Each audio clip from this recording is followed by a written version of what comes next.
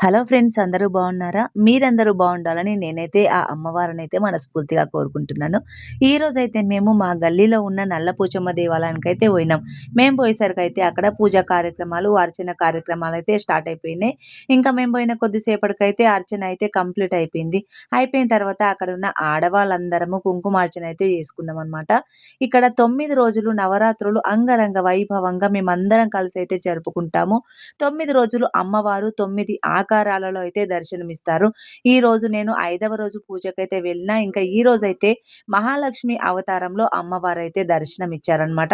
కుంకుమార్చన 9 రోజుల పాటైతే మేమందరం కలిసి చేయించుకుంటాము.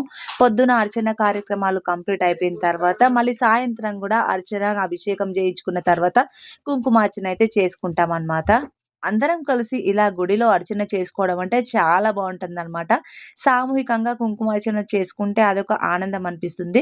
ప్రతి సంవత్సరం మా గల్లీలోని అమ్మవారి దేవాలయంలో అయితే మేము ఇలాగే కుంకుమార్చనలు జరుపుకుంటూ 9 రోజులు నవరాత్రులైతే అంగరంగ వైభవంగా జరుపుకుంటాం. మీ గల్లీలో ఎలా జరుపుకుంటారో ఖచ్చితంగా కామెంట్ సెక్షన్‌లో అయితే కామెంట్ చేయండి. మనం ఒక్కరం గుడికి వెళ్ళడం వేరు. ఇలా అందరం కలిసి సామూహికంగా గుడిలో పూజా కార్యక్రమాలు చేసుకోవడం వేరు కదా! వీడియో నచ్చితే లైక్ ఇవ్వడం మాత్రం మర్చిపోవద్దు.